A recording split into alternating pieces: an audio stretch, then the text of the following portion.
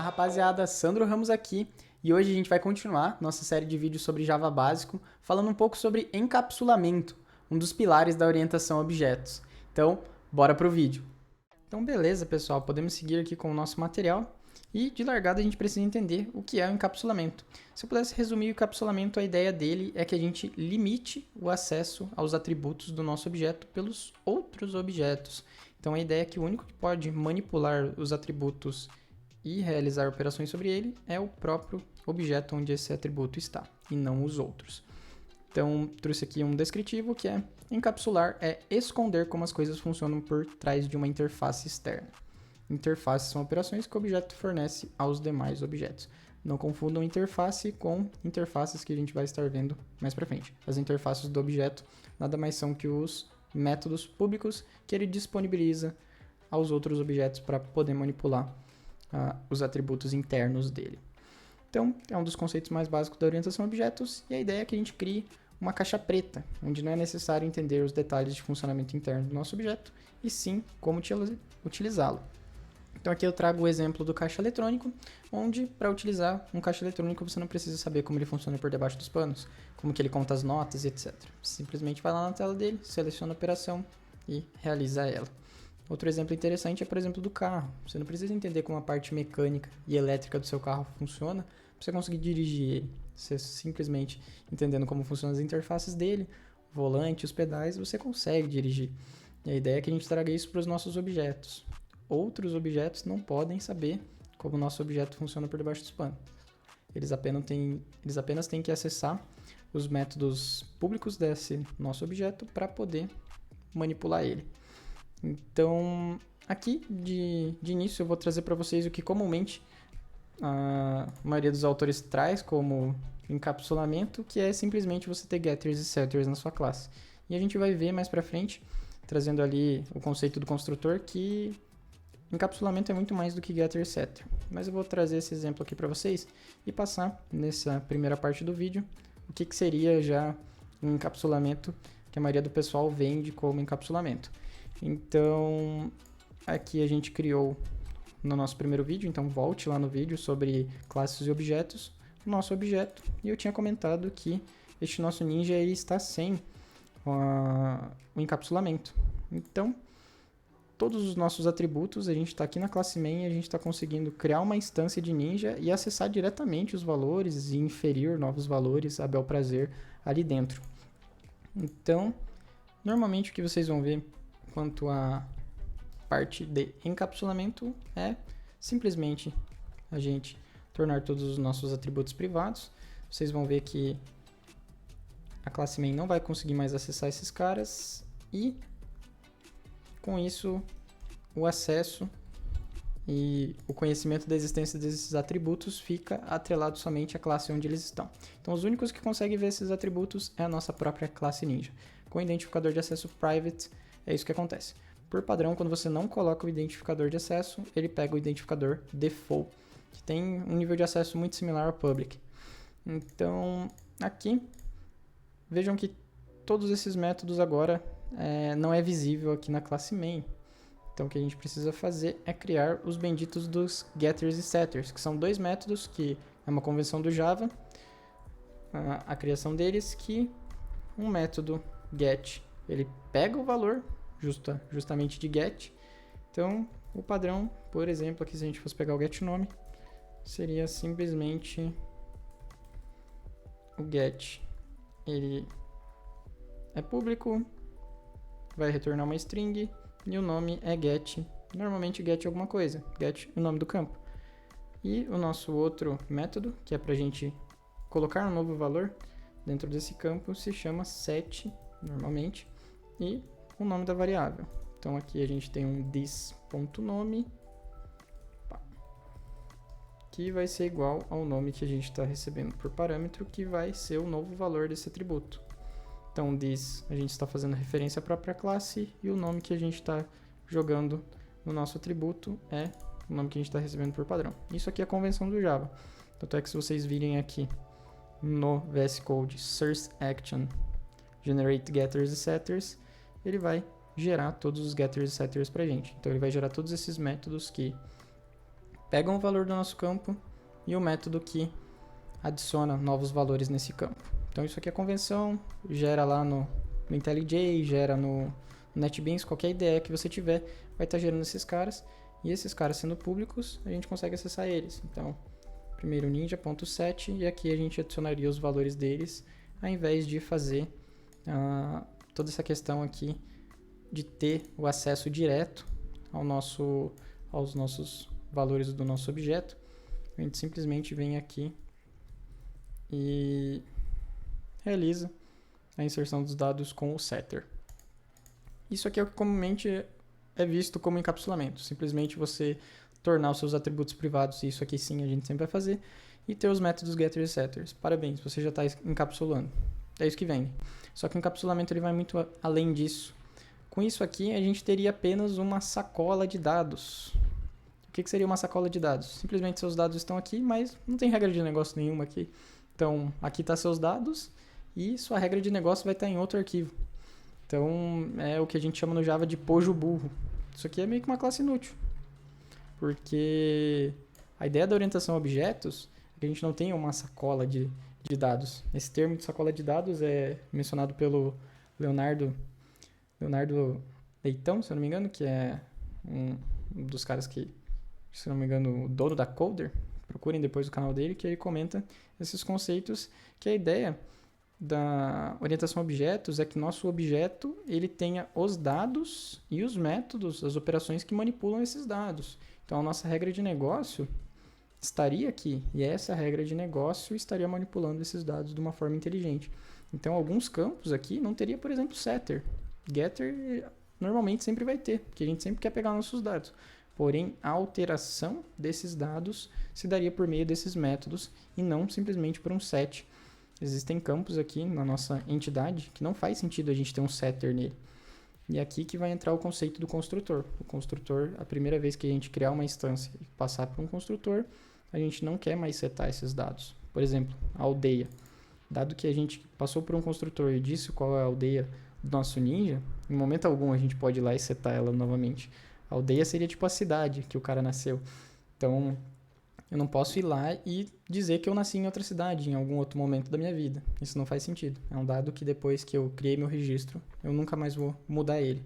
Alguns outros dados, realmente, faz sentido a gente ter um método que altera eles. Não necessariamente um setter, mas, por exemplo, o equipamento do ninja, à medida que ele vai evoluindo na jornada ninja dele, ele pode trocar. E a gente teria um método change weapon ali, por exemplo. Mas, quanto a essa parte mais básica do que seria o comumente dito como encapsulamento, a gente já compreendeu aqui. Então, eu vou seguir agora para a parte dos construtores.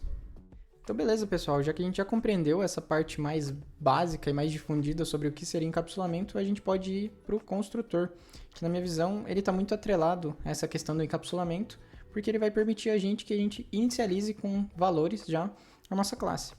Então, o que é o construtor? Ele é o cara que permite a gente inicializar uma nova instância do nosso objeto.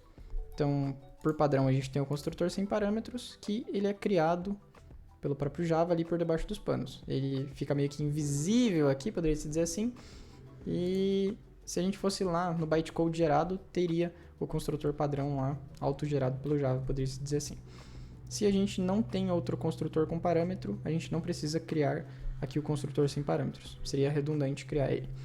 Mas vamos entender o que esses benditos desses construtores. Por padrão, a gente tem o construtor sem parâmetros, que é aquele que a gente viu ali na instância do Ninja, mas a gente pode criar construtor com parâmetros para inicializar uma instância com valores no nosso objeto. Então ele está muito associado à ideia do encapsulamento, uma vez que não é recomendado que a gente tenha setter para todos os campos, e a gente já vai ver isso mais para frente.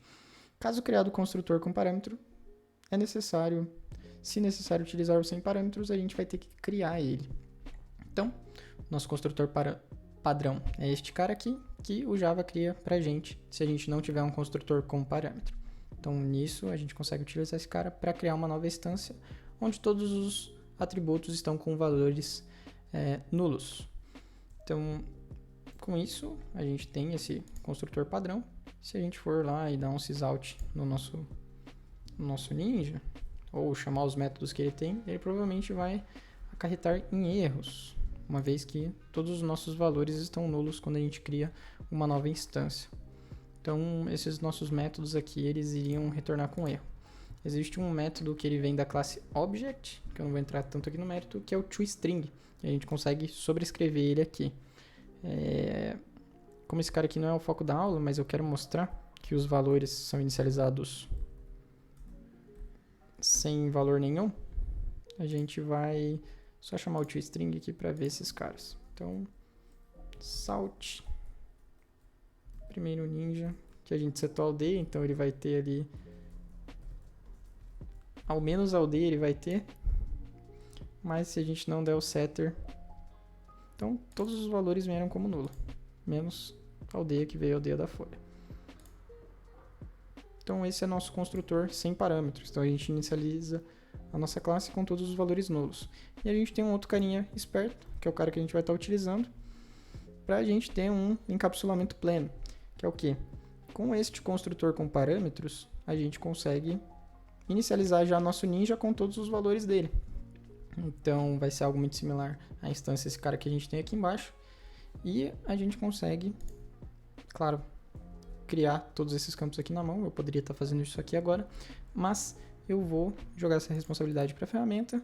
A gente também consegue aqui em Source Action criar um construtor. Para vocês que estão começando agora e estudando esses tópicos, criem na mão um construtor. Vocês precisam saber criar um construtor no Java com parâmetros. Então, agora a gente vê que ele vai começar a reclamar. Não existe um construtor sem parâmetros em Ninja. Como eu comentei com vocês, se a gente cria um construtor com parâmetros, a gente precisa vir aqui e definir o construtor sem parâmetros. Esse cara ele é criado por padrão, porém, se a gente tiver um construtor com parâmetros, nosso sem parâmetros vai para o espaço. A gente precisando definir ele caso a gente queira utilizar. A gente não quer dar essa opção para os outros objetos poderem criar o nosso objeto sem parâmetros, a gente quer que todo mundo passe por essa brincadeira aqui. Então, para isso, agora a gente precisa passar cada um desses valores, e eu vou estar passando rapidamente aqui. Então, vocês vão ver que em vez de estar instanciado com todos os valores nulos, todos os nossos valores aqui vão ter dados. E com isso a gente vai compreender que existem alguns campos que depois que a gente definiu ele no nosso objeto, a gente não vai querer alterar ele. Como por exemplo a questão ali da aldeia. A aldeia do cara, do ninja, é como se ele tivesse nascido em uma aldeia, não tem como ele mudar a aldeia que ele nasceu. Então uma vez nascido em uma aldeia, ele sempre vai pertencer àquela aldeia. Assim, no nosso caso, nasci na cidade de Cascavel, no Paraná. Eu não posso dizer que eu nasci em outra cidade agora, com 24 anos. Entende? É um tipo de dado que depois que uma instância, um objeto, pessoa, com os meus dados foi criado, eu não posso mudar isso aí. Então, se a gente executar aqui agora, a gente vai ver que a gente tem um ninja e todos os valores dele já está setado. Então, com isso, em vez de a gente ter getter e setter dentro do nosso ninja, a gente vai dar uma refatorada aqui rapidamente e a gente vai tirar esses getters e setters. Mas como assim? Como é que a gente vai acessar nossos dados? A partir de agora, dado que nossos dados já estão na nossa classe, a gente apenas vai ter getters. Mas como é que a gente vai fazer a manipulação dos nossos dados quando a gente precisar? Quando a gente precisar, a nossa classe vai disponibilizar métodos que realizam alteração nesses dados. Então, o único que conhece os atributos e o único que pode realizar alteração nesses atributos é a própria classe. Lembrem-se disso. Então, por exemplo, quero alterar aqui minha idade.